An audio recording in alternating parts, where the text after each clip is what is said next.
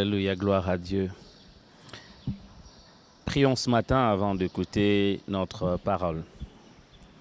Père, nous te disons merci pour ce temps que tu nous donnes. Merci de nous communiquer ta pensée au travers de ce texte des Écritures. Fais-nous du bien au nom de Jésus. Amen. Shalom à tous.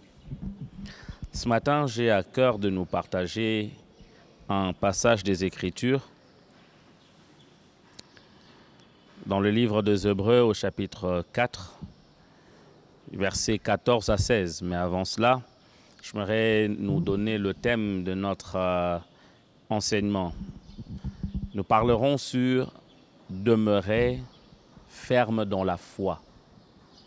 Demeurer ferme dans la foi. Dans notre vie de tous les jours, il nous arrive de faire face à des situations des fois difficiles et compliquées. Situations qui arrivent à nous déstabiliser, situations qui arrivent souvent à nous faire perdre de fois le contrôle de nous-mêmes. Situations compliquées, situations pas prévues du tout. Tu te réveilles un bon matin alors que tu avais tout prévu, tu sors, pouf! Tu apprends qu'il y a eu accident ou quelque chose s'est passé chez toi à la maison. Tu paniques, tu dois rentrer. Très bien, tu t'es levé, mais au bout d'un certain moment, tu sens la tension baisser, tu paniques. Et cela arrive à chacun d'entre nous, d'une manière ou d'une autre. Un problème à gauche, un problème à droite. Nous n'avons certes pas tous le même problème, mais chacun de nous a à son niveau un problème qui peut le déranger. Et ces problèmes risquent de fois nous faire perdre la foi. Nous le savons tous, la foi c'est quoi? C'est une ferme assurance de choses qu'on espère. Une démonstration de celles qu'on ne voit pas. Mais les circonstances difficiles, les accidents ou les incidents arrivent souvent à nous faire perdre la foi. Et ce matin, j'aimerais encourager quelqu'un à demeurer dans la foi. Demeurer veut dire quoi? Demeurer veut simplement dire rester en un lieu aussi longtemps que possible. Rester en faisant quelque chose. Continuer à rester dans un certain état. Aussi longtemps que cela peut être possible, ce matin, j'aimerais encourager quelqu'un à demeurer dans la foi. À rester aussi longtemps que possible dans sa foi. À continuer à rester dans l'état de la foi. À ne pas le perdre à cause de situations difficiles qui arrivent. Imaginez une femme qui pendant longtemps a attendu un enfant. Elle attrape une grossesse et qu'au bout de 6 mois, elle perd cette grossesse. Cette femme risque aussi de perdre sa foi. Imaginez quelqu'un qui, malade, est en train de prier, demande à Dieu la guérison, mais au bout de 6, 8 mois, 1 année, la maladie ne part pas. Cette personne aussi peut perdre la foi. Mais nous devons garder la foi, demeurer dans la foi, ne pas quitter notre foi, rester fondé, solide sur notre foi, sur l'assurance ferme que nous avons. On a dit la foi, c'est une ferme assurance. Ce n'est pas seulement une assurance quelconque, mais c'est une assurance qui est ferme. La qualité de cette assurance, c'est la fermeté. Une ferme assurance de choses qu'on espère. Et nous devons demeurer dans cette ferme assurance de choses qu'on espère malgré les circonstances, les temps, les situations difficiles qui peuvent nous accabler, qui peuvent nous encombrer, qui peuvent nous entourer. Nous devons demeurer. Même quand nous regardons devant et que nous ne voyons pas l'accomplissement de promesses ou nous ne voyons pas les choses qu'on espère en Dieu, nous devons demeurer. Parce que notre foi ne repose pas sur la vue. Notre foi repose sur Dieu. La foi ne vient pas de ce que l'on voit, mais la foi vient de ce qu'on entend. Ce qu'on entend vient de la parole de Dieu. Et nous devons demeurer fermes dans cela. Fermes. Rester fermes dans notre foi. Ouvrons notre Bible dans Hébreux 4, 14 à 16. Ainsi parle l'Éternel. Ainsi, puisque nous avons un grand souverain sacrificateur qui a traversé le cieux, Jésus, le Fils de Dieu, demeurons fermes dans la foi que nous professons. Car nous n'avons pas un souverain sacrificateur qui ne puisse compatir à nos faiblesses. Au contraire, il a été tenté comme nous en toutes choses, sans commettre de péché. Approchons-nous donc avec assurance du trône de la grâce, afin d'obtenir miséricorde et de trouver grâce, pour être secourus dans nos besoins. Alléluia. Merveilleuse parole. Le grand souverain sacrificateur ou le grand souverain sacrificateur que nous avons, ce n'est plus un souverain sacrificateur de la race humaine comme Ananias, comme Élie, comme d'autres qui sont passés avant. Non, non, non.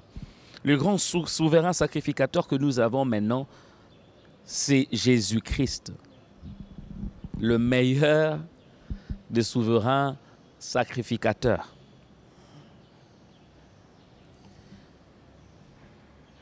Cette portion des Écritures nous renseigne sur le pourquoi nous devons demeurer fermes dans la foi. Pourquoi nous ne devons pas tergiverser, pourquoi nous ne devons pas abandonner la foi. Si nous parcourons le verset que nous venons de lire, nous découvrons 3 raisons majeures qui font que nous demeurons dans la foi. Premièrement, parce que Christ a remporté la victoire pour nous. Et ça s'est passé où? Ça s'est passé à Golgotha. Alléluia. Ça s'est passé à Golgotha. Il a remporté la victoire pour nous. Victoire que nous-mêmes n'allions pas remporter. Victoire sur le péché, victoire sur la mort, victoire sur le diable.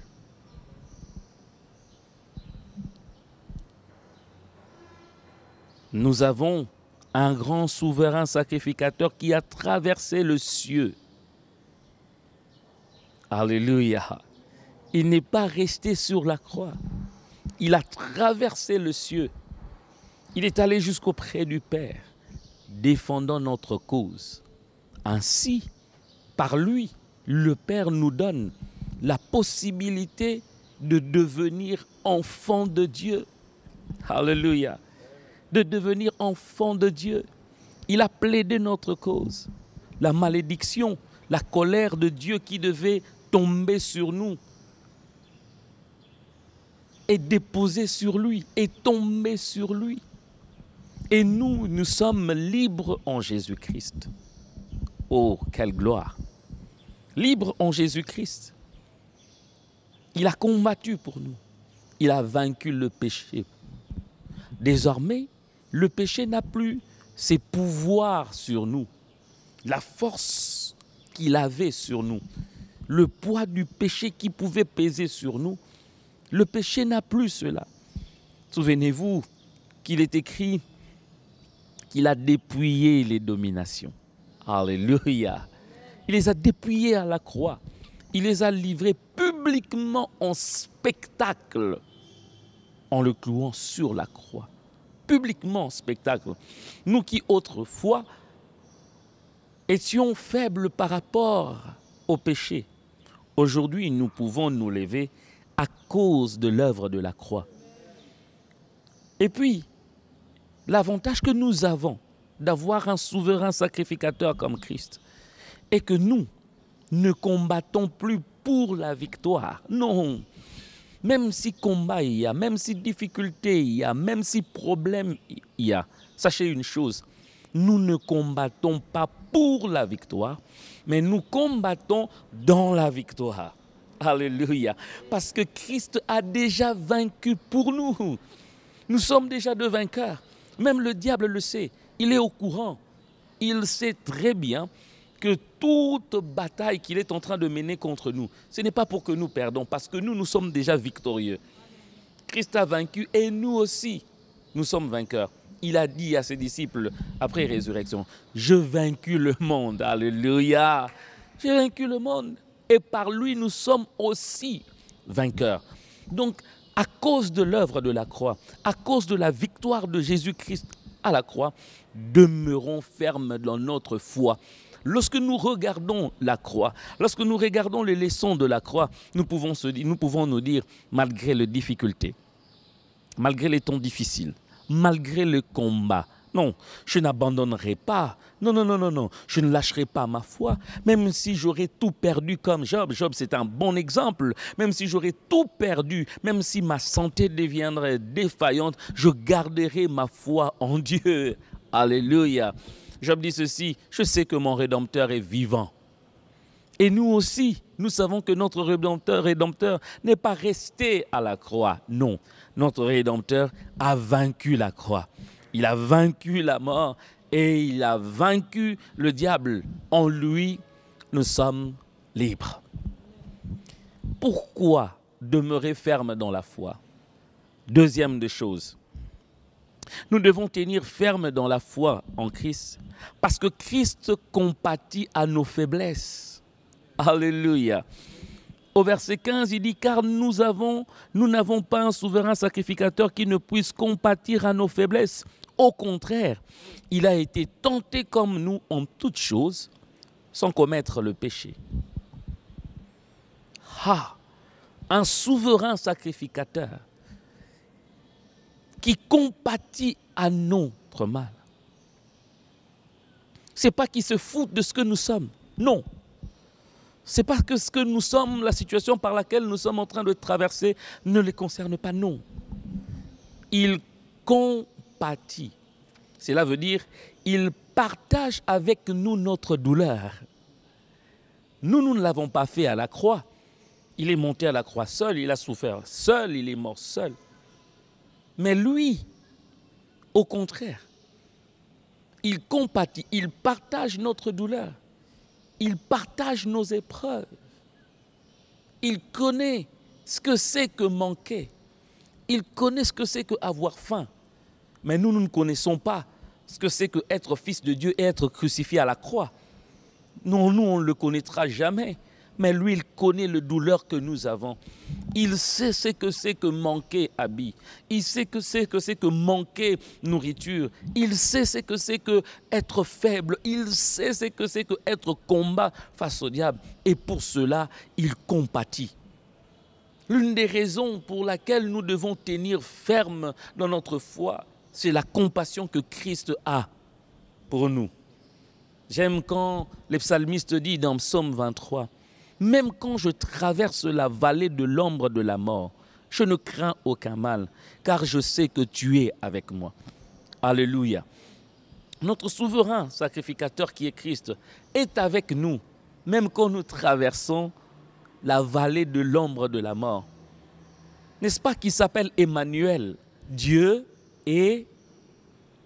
Il est là avec nous. Quand tout va bien ou quand tout ne va pas bien. Il est l'ami fidèle qui ne nous abandonne pas quand tout va mal. Il n'est pas comme les hommes qui disparaissent quand on n'a plus d'argent. Il n'est pas comme les hommes qui nous regardent de loin simplement et qui partent. Tu se dis, c'est son problème à lui. Non, lui n'est pas comme ça. Jésus, lui, il compatit. Regarde très bien, quand tout ne va pas, quand tout le monde part, lui, il reste là. Même quand celui qui prétend t'aimer plus que tout, de parole ou de cœur, il ne restera pas là. Il ne partagera pas ta douleur. Mais lui, il restera toujours là et il connaîtra ta douleur. Pourquoi? Parce que non pas qu'il vit à l'extérieur de toi, mais il vit à l'intérieur de toi. Il est avec toi. Quand tu pleures, il sait. Vous savez, il arrive des fois, nous souffrons sans que ceux qui nous entourent ne le sachent. Toi-même, tu as mal sans que les autres ne le sachent. Dans l'apparence, tu te portes bien, tu parais bien, mais dans le cœur, tu souffres.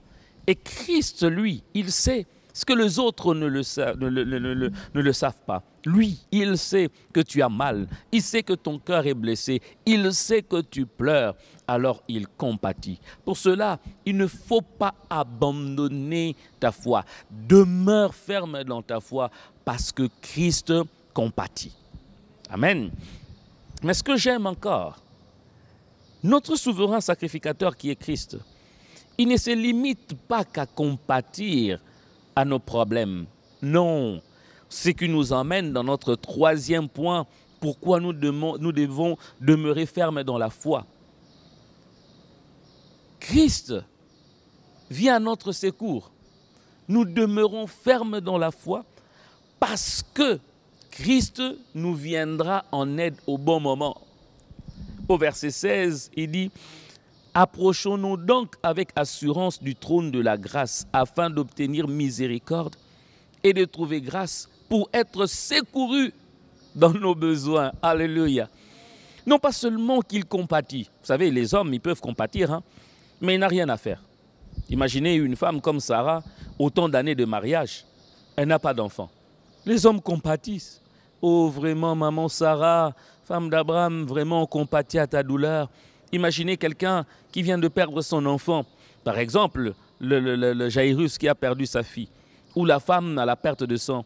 Oh, vraiment, on compatit à ta douleur. Vraiment, cette situation qui a traîné. On compatit, mais qu'est-ce qu'on peut faire? Absolument rien. Jairus a perdu sa fille de 12 ans. Les gens étaient là en train de compatir. Rien fait. Viens, oh Jairus, on partage ta douleur. Oh non, ils compatissent. Mais leur limite, c'est simplement la compassion. Mais Jésus va au-delà de la compassion. Au bon moment, lui, il intervient. Quand tout le monde se rend compte qu'ils ne peuvent rien faire, c'est alors que Jésus dit, moi je peux faire quelque chose. Alléluia. Regardez dans Jean chapitre 2, la fête de Cana, une fête de mariage qui était tournée pratiquement en une scène de tristesse. Pourquoi? Parce que le vin est arrivé à manquer. Une fête, le vin manque, ce qui procure la joie, manquait. Tout le monde n'avait pas de solution. Les gens étaient là en train de compatir. Même l'ordonnateur de la fête était en train de compatir. Qu'est-ce que nous allons faire? Oh, vraiment, c'est dur. Aïe, aïe, aïe, aïe, aïe. Pourquoi ça arrive dans le jour de leur mariage? Est-ce qu'ils ont commis un péché? Est-ce que ce n'était pas bien préparé? Tout le monde a compati. Même Marie, la mère de Jésus, a compati. Mais elle n'avait pas de solution. Où est-ce qu'ils sont allés? Auprès de Jésus. Notre souverain sacrificateur intervient pour nous au bon moment. Je m'aurais rassuré quelqu'un qui demeure ferme dans sa foi. Au bon moment, peut-être que tu ne t'attendras pas, il interviendra pour toi.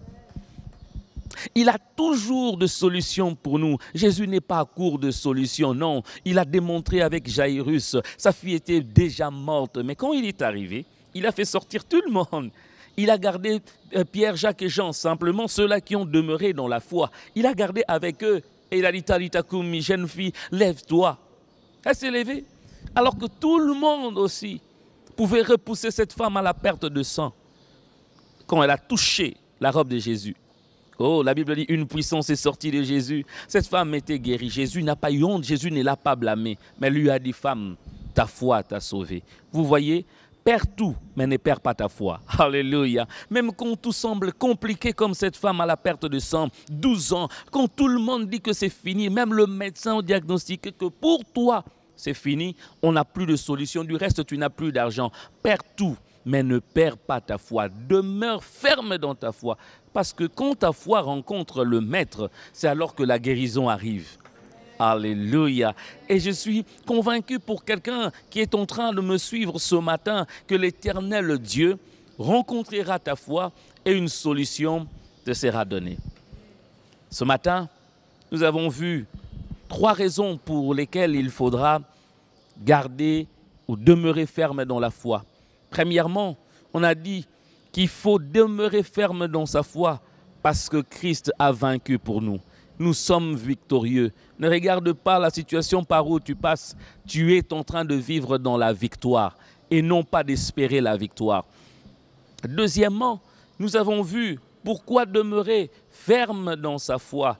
C'est parce que le souverain sacrificateur que nous avons, Christ, il compatit pour nous. Il a compassion de nous. Il a compassion pour nous.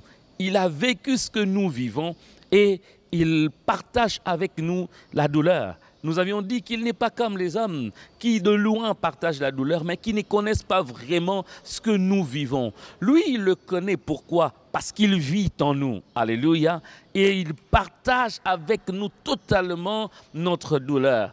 Et enfin, en troisième lieu, nous avons dit qu'il faut demeurer ferme dans sa foi parce que notre souverain sacrificateur Jésus finit toujours, je dis bien toujours, par intervenir pour nous au bon moment. Alléluia.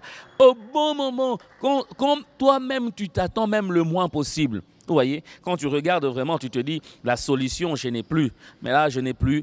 Les gens aussi ne savent plus quoi faire.